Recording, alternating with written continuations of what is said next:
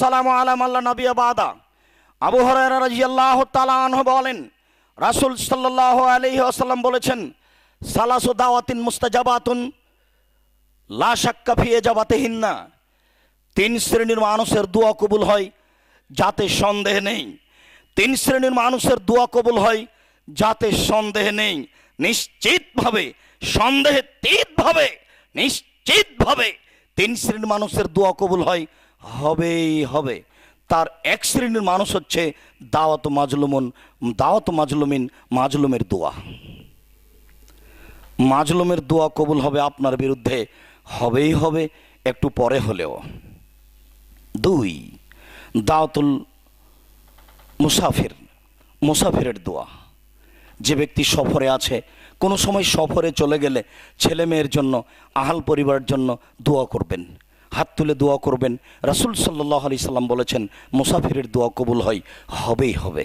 তিন, দাওয়াতুল ওয়ালিদা আলাল ওয়ালাদে। বাপ মায়ের দোয়া ছেলে মেয়ের ব্যাপারে, বাপ মায়ের বদদোয়া ছেলে মেয়ের ব্যাপারে খুব সাবধান। ছেলে অন্যায় করেছে, ভুলেও কোনোদিন ছেলে মেয়ের বিরুদ্ধে বদদোয়া করিয়েন না। ছেলে আজীবন ধ্বংস হয়ে যাবে, আর উঠে দাঁড়াতে পারবে না। ছেলে ভুল করেছে, অন্যায় করেছে, কিছু গালি দিয়েছে, আপনি বলেন, আব্বু তোমাকে খুব আদর যত্ন করে মানুষ করেছি, আব্বু তুমি আমাকে এভাবে কথা বলবে এটা আমি আশা করিনি। মায়ে বলবে, আব্বু তোমাকে কত আমি তেল কাজল দিয়ে মানুষ করলাম, পেশাব পায়খানা পরিষ্কার করলাম, দুধ খাওয়ালাম, তুমি আজকে এভাবে কথা বললে স্ত্রীর পাল্লায় পড়ে, আব্বু এটা তো আমি আশা করিনি। আপনি এইভাবে ছেলে মেয়েকে একটু বুঝান, ছেলে মেয়ের বিপক্ষে বদদোয়া করিয়েন না। চিরজীবনের জন্য ধ্বংস হয়ে যাবে, ইহকাল তো গেছে, পরকালও যাবে। আপনার দোয়া তার বিরুদ্ধে কবুল হবেই হবে। যার কারণে রাসূল সাল্লাল্লাহু আলাইহি সাল্লাম বলেছেন, লা তাদু আলা আনফুসিকুম, নিজের ব্যাপারে ধ্বংসের দোয়া করো না। এত ঝামেলা, মনে হচ্ছে মরে যায়, এটাই ভালো। জীবনে এ কথা বলবেন না। ওয়ালা তাদু আলা আওলাদিকুম, ভুলেও কখনো ছেলে মেয়ের বিরুদ্ধে বদদোয়া করবেন না। ওয়ালা তাদু আলা আমওয়ালিকুম, এইসব টাকা পয়সার ঝামেলা, টাকা পয়সা না থাকাই ভালো, এভাবে বলবেন না। সম্পদের উপরে বদদোয়া করবেন না, মনে থাকবে কি না। ছেলে মেয়ের ব্যাপারে বদদোয়া করবেন না, নিজের ব্যাপারে বদদোয়া করবেন না। রাসূল সাল্লাল্লাহু আলাইহি সাল্লাম কঠিনভাবে না করেছেন মুসলিম। ভুলেও কোনোদিন ছেলে মেয়ের বিপক্ষে বদদোয়া করবেন না, ওর ইহকালও গেছে, পরকালও গেছে। দেখবেন একটু, এক মিনিট। আবু হুরায়রা রাদিয়াল্লাহু তাআলা আনহু বলেন, রাসূল সাল্লাল্লাহু আলাইহি সাল্লাম বলেছেন, কানা ফি বানি ইসরাইল রাজুলুন ইকালা লাহু জোরাইজ। হাজার হাজার বছর পূর্বে একটা লোক ছিল, তার নাম ছিল জোরাইজ। ওয়াকানা ইসাল্লি ফি সাওমাতিহি, সে তার গির্জা ঘরে ইবাদত করত।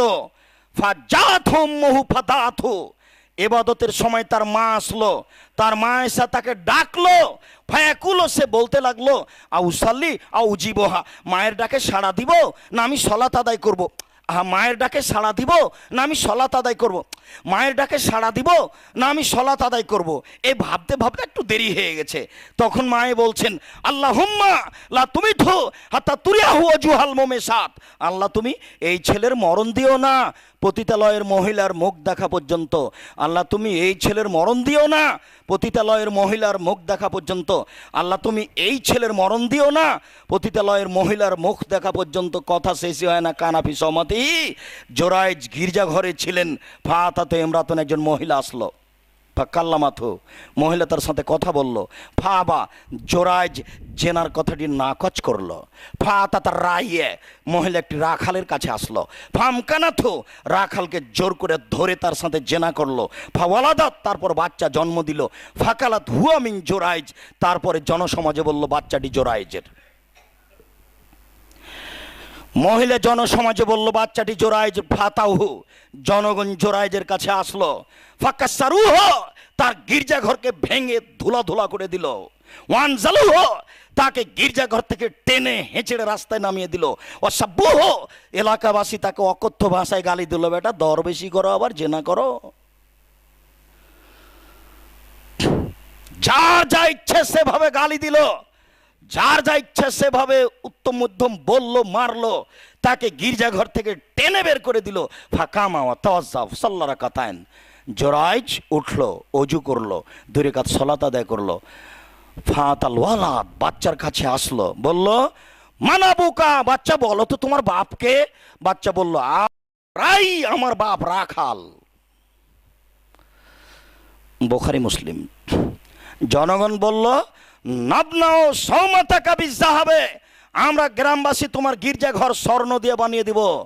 কালা লা, জি না, আমার গির্জাঘর স্বর্ণ দিয়ে বানাতে হবে না, ইল্লা বিত্তরাব, মাটি দিয়ে বানাতে হবে, যা ছিল তাই করে দিতে হবে। আপনাকে আমি কি বলতে চেয়েছি ভুলে গেছেন কি?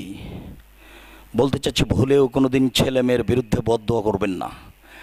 আপনার খুশি থাকাই হচ্ছে তার জন্য আশীর্বাদ, আপনার মনটা খারাপ থাকাই হচ্ছে তার জন্য অভিশাপ।